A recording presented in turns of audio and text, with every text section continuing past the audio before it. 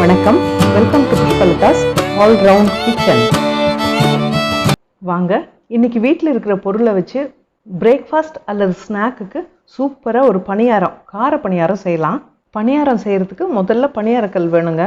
பணியாரக்கல்லை நல்ல எண்ணெய் இந்த மாதிரி நல்லா தடவிட்டு நல்லா ஹீட் பண்ணிவிடுங்க. அப்போ தான் பணியாரம் நல்லா ஒட்டாமல் நல்லா வரும்.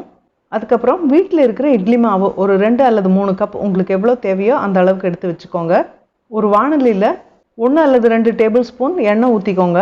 இந்த தாளிக்கிறது தேங்காய் எண்ணெயில் தாளித்தா ரொம்ப சூப்பராக இருக்கும். அதில் ஒரு அரை டீஸ்பூன் கடுகு போடலாம்.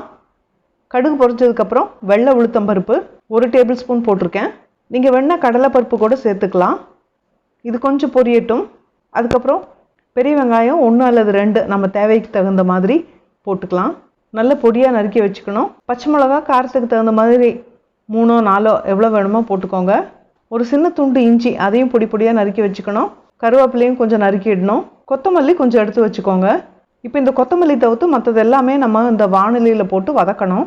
வெங்காயம் ரொம்ப வதங்கக்கூடாது. ஒரு 3/4 பதம் வதங்கினதுமே எடுத்துடுங்க. கொஞ்சமாக பெருங்காயத்தூள் சேர்த்துக்கலாம். ஒரு அரை டீஸ்பூன் சீரகம் சேர்த்துக்கலாம். இப்போ எடுத்து வச்சுருக்கிற இட்லி மாவில் வதக்கினதை கொட்டிடணும். இப்போ கேரட் தேங்காய் 2யும் துருவலாக சேர்த்துக்கலாம். நான் 2யும் ஒன்றா சேர்த்து மிக்சிலேயே அடித்து வச்சுருக்கேன். அதை சேர்த்துக்கிறேன். இதை சேர்த்து நல்லா கலந்துக்கலாம். பணியாரம் ஊற்றுறதுக்கு மாவு ரெடி. இப்போ பணியாரக்கல் ஏற்கனவே நல்லா சூடு பண்ணிவிட்டு வச்சுருக்கோம். குழியில் ஒரு 1/4 டீஸ்பூன் எண்ணெய் விட்டுக்கலாம். இல்லை ஒரு 2-3 துளி விட்டால் கூட போதும்.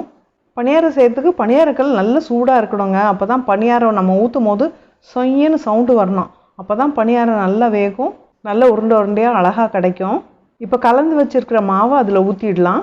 இந்த மாவை நல்லா இந்த குழி நிறச்சி ஊற்றினா தான் நல்லா பொங்கி வரும்போது நமக்கு நல்ல உருண்டையாக கிடைக்கும். மாவு ஊற்றியாச்சு.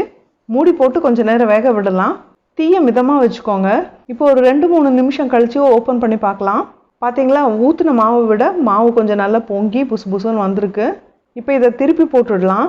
திருப்பி போடுறதுக்கு ஸ்பூனெல்லாம் பயன்படுத்துறதை விட இந்த மாதிரி குச்சி பயன்படுத்தினோன்னா ரொம்ப அழகாக திருப்பி போடலாம். திருப்பி போட்டதுக்கப்புறமா 2 நிமிஷம் இருக்கணும். கல்லோட சூடு மட்டும் கரெக்டாக இருந்ததுன்னா இந்த மாதிரி லேசாக தள்ளினாலே அது நல்லா விட்டு வந்துடும். சில நேரம் முதல் டைம் ஊற்றுறது சரியாக வராது. அதுக்கப்புறம் கல் நல்லா சூடாக நல்லா வர ஆரம்பிச்சிடும். இப்போ ரெடி ஆகிடுச்சுங்க, எடுத்துடலாம். பணியாரம் ரெடி. இது கூட நமக்கு விருப்பம் போல் தேங்காய் சட்னி, தக்காளி சட்னி, இல்லை இட்லி பொடி ஏதாவது ஒன்று வச்சு சாப்பிடலாம். ரொம்ப டேஸ்ட்டாக இருக்கும். இட்லி மாவை எப்போவுமே இட்லியாக ஊற்றாமல் இந்த மாதிரி பணியாரமாகவும் ஊற்றிக்கலாம்.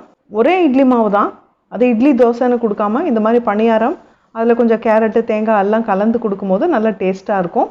உங்கள் வீட்லேயும் செஞ்சு பாருங்கள். இந்த வீடியோ பிடிச்சிருந்ததுன்னா லைக் பண்ணுங்கள், ஷேர் பண்ணுங்கள். நம்ம சேனலை சப்ஸ்கிரைப் பண்ணுங்கள் மறக்காமல். நன்றி, வணக்கம்.